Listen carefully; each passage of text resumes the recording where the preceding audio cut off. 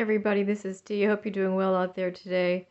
And I was kind of a little bit surprised as I was reaching out on my TV just to get a little bit of news. I came across a new channel that I was unfamiliar with called Merit TV. So from Capitol Hill, this is a live look at what they're talking about intelligence chiefs testify amid text leak fallout. This is what happened just recently, that there was a text leak that happened, and it was regarding some very highly confidential information. I'm just going to put the volume up so I can tune in here and you can listen in.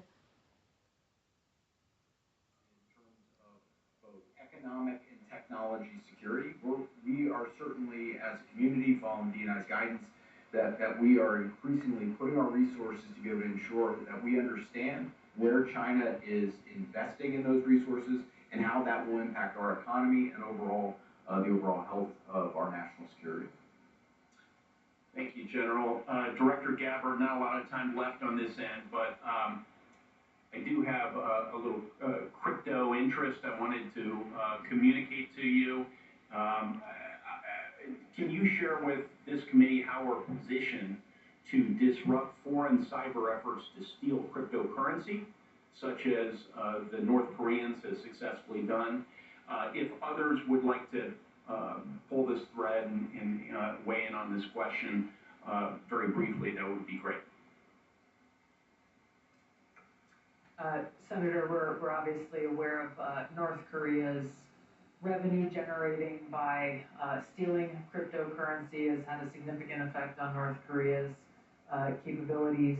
I defer to our technical experts on the actions that are being taken. Senator, I think this would be a great topic when we go to closed session. It's going to be a busy closed session. Yes. Director Patel? I agree with the General. In closed session, I can provide some details. It's what you get when you visit with a bunch of spies. All right, Chairman. Senator Kelly. Thank you, Mr. Chairman. I'm going to come back to the topic of the day here, the signal chain as reported by the Atlantic. Ms. Gabbard and Mr. Ratcliffe, you each testified that there was no information operational in nature, no classified information. So I want to ask each of you just a series of, just respond yes or no. I'll start with Ms. Gabbard. In the signal chain that we have been talking about, was there any mention of a target in Yemen?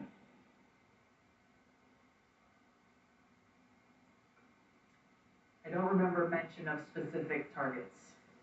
Any generic target?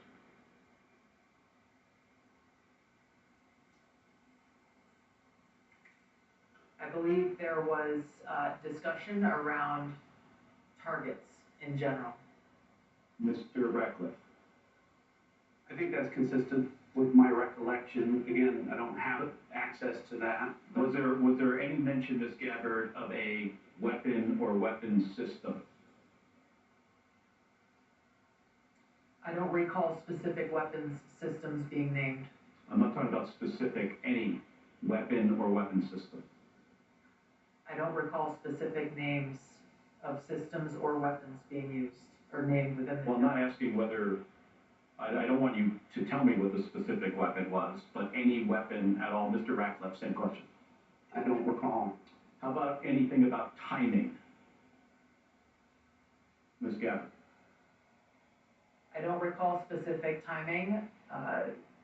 Was there any mention? I won't get into the detail of the conversation, but obviously there was a significant amount of planning and internal discussions that had occurred prior to and outside of this signal chat.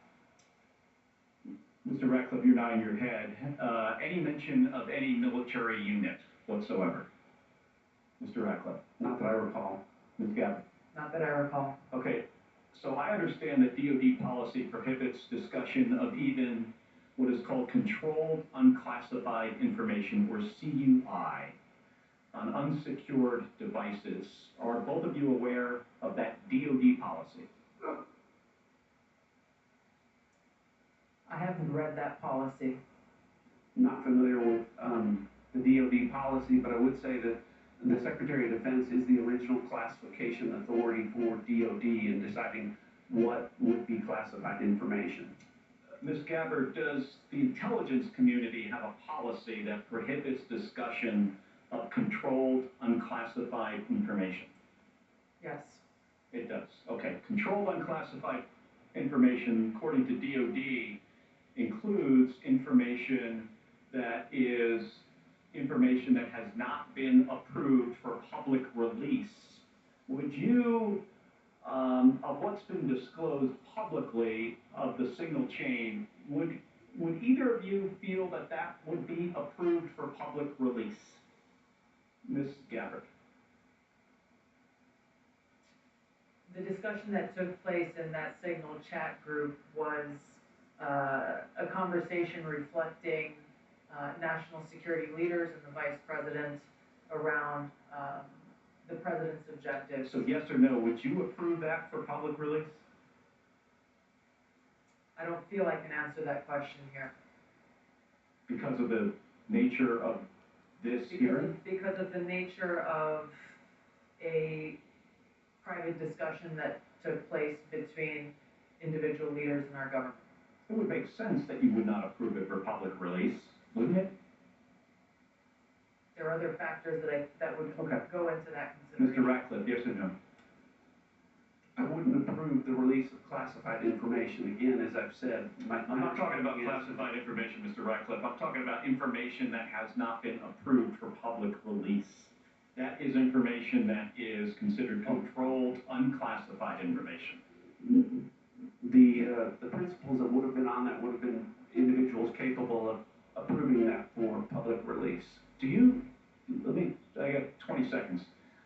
The deliberation as to whether or not we should launch a strike on another country, would you consider that classified information, Ms. Gabbard? The information was not classified. I'm not talking about this. I'm just talking about deliberation from principals as to whether or not we should launch a strike on another country.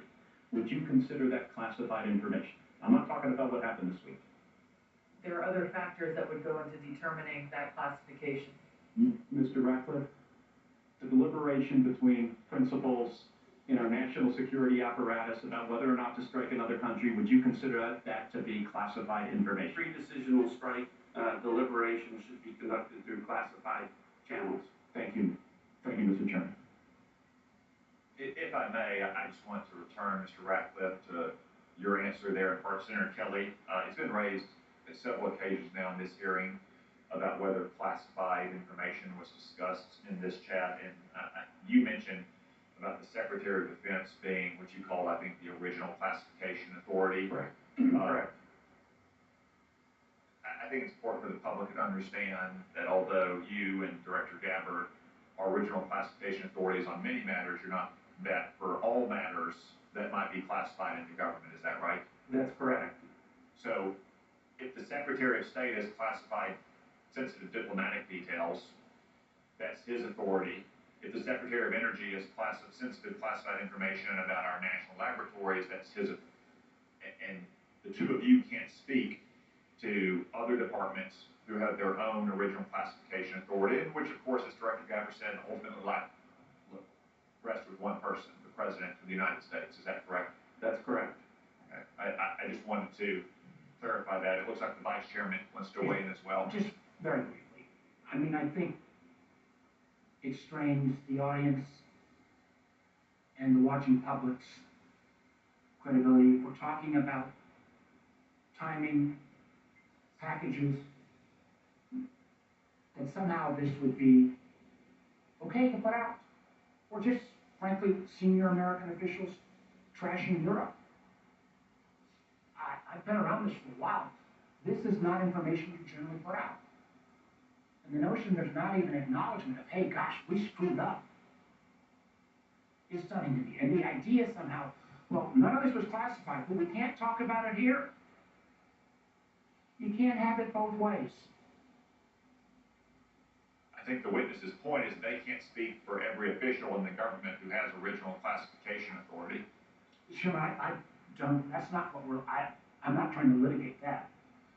I'm trying to litigate on the face unless, as Senator Bennett said, this reporter is somehow making this all up. And I think the White House has acknowledged the text chain that he submitted was authentic. It strains my mind to think, it strains my mind if the shoe had been on the other foot, what my colleagues would be saying about this. And again, we're going to get to the bottom of it. And I appreciate your comments, but you guys have both testified under law. There's nothing classified in that information. There's nothing, in a sense, I've not heard either one of you say, gosh, we screwed up. So we'll find out. This is too important to our national security. And again, we've got more members to go. They testified, is my understanding, correct me if I'm wrong, that there's no intelligence community classified information. Is that correct? That's Director correct. Ratcliffe, is that correct? Director Gabbard? Yes, Chairman. Well, again, She said repeatedly there was nothing classified. right, period. You can't have it, and again, we'll see.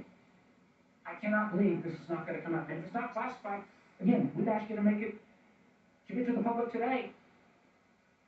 I'm sure one of your aides back there probably got it on paper. If you've got it here, it's not classified, stand by your position. Or is this just one more example of a careless approach to how we keep our secrets in this administration? With apologies to Senator Moran. Thank you, Mr. Chairman, and thank you to our witnesses for being here. I want to explore a little bit about Ukraine, and I'll direct this to Director Ratcliffe or Director Cruz. The ATA assesses that, quote, the grinding war of attrition in Ukraine, quote, will lead to a gradual but steady erosion of Kyiv's positions on the battlefield. Are Ukrainian forces at any significant risk of collapse this year?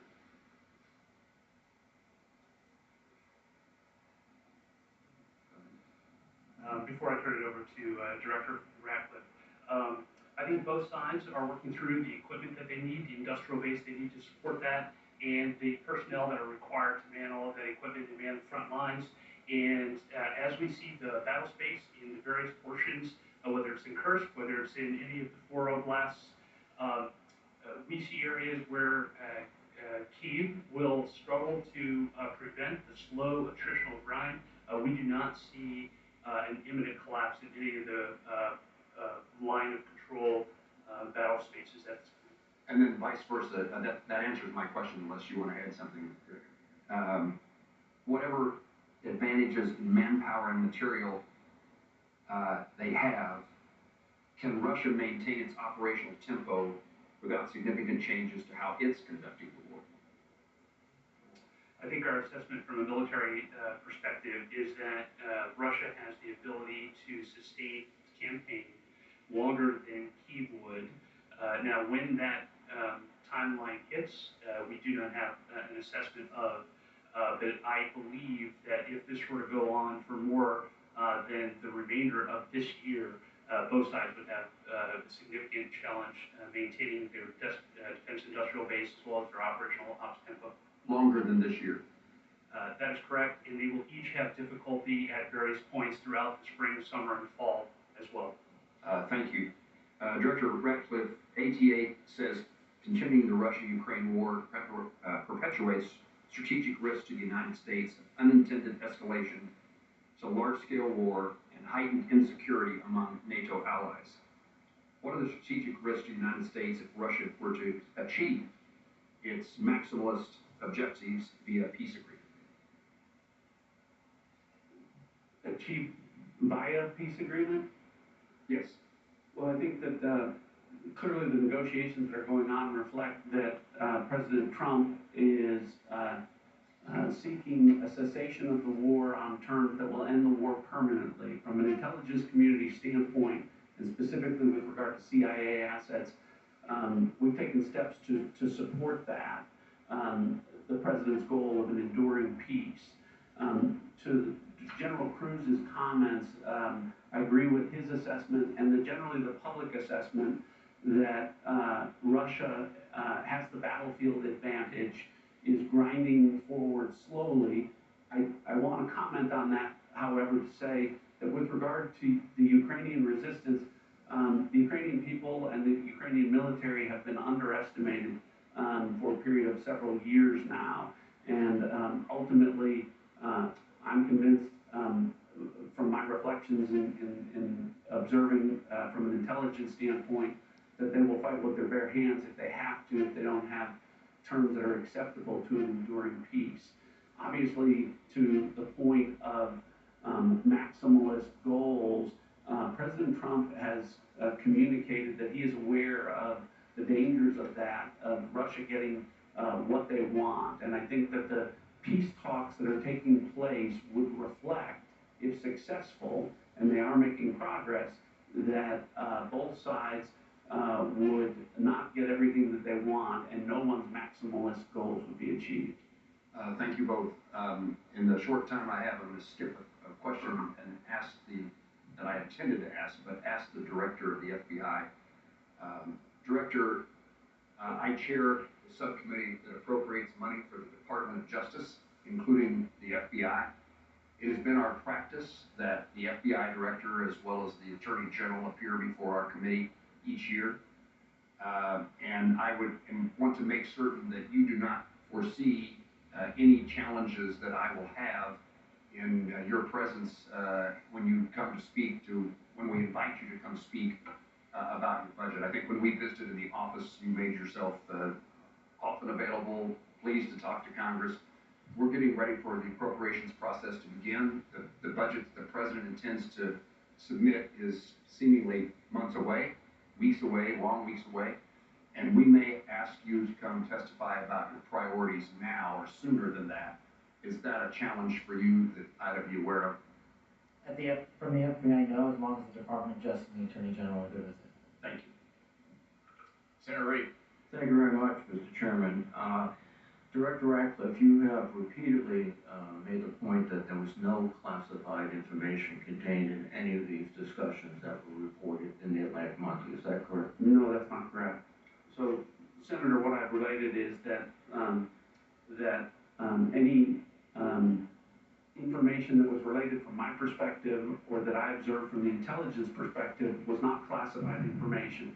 With respect to the assertions and the allegations that there was strike packages or targeting information or things that relate to DOD, as I've pointed out, the Secretary of Defense is the original classification authority for determining whether something's classified or not. And as I've understood from media reports, the Secretary of Defense has said the information was not classified. Are you aware that the Secretary of Defense declassified this information prior to this? I'm not. Director Goddard, same question. You've indicated, at least the impression I got, was there was no classified information discussed. Is that correct? Senator, my answer is the same as the director of the CIA's. So, the question has to be posed to Secretary Hegseth whether he declassified the information and at what point he did declassify it. Do you agree? Yes, I defer questions to the Secretary of Defense. Okay. Director Patel, are you conducting an investigation of these discussions and activities? Thanks, Senator. As I informed the Vice Chairman on the same question, I found out about this late last night, early this morning, so I don't have an update for you on that. Well, thank you. When you get an update, we'd appreciate it very much. Yes, sir. Director Gavitt, were you overseas during any parts of these discussions? Yes, Senator, I was. Were you using your private phone or a public phone for the signal discussions? I won't speak to this because it's under review by the National Security Council. Once that review is complete, I'm sure we'll share the results with the committee. What is under review? It's a very simple question. Your private phone or officially issued phone? What could be under review? National Security Council is reviewing all aspects of how this came to be, how the journalist was inadvertently added to the group chat, and what occurred within that chat across the board. And so you're not going to disclose anything about whether you used the phone? Director Ratcliffe, there has been an indication that the CIA has warned recently retired personnel about the vulnerabilities of Signal and other encrypted messaging applications. If that's the case, why were you discussing these issues on Signal? Senator, signal use, as I've said repeatedly, is permissible for work purposes. I've never said that end-to-end encryption apps like Signal are a substitute for classified systems. And I was not discussing classified information in this setting. But as you've indicated previously, perhaps the Secretary of Defense was discussing classified information, and only he can be held accountable in terms of whether it was classified or declassified or the Coleman spoke. Is that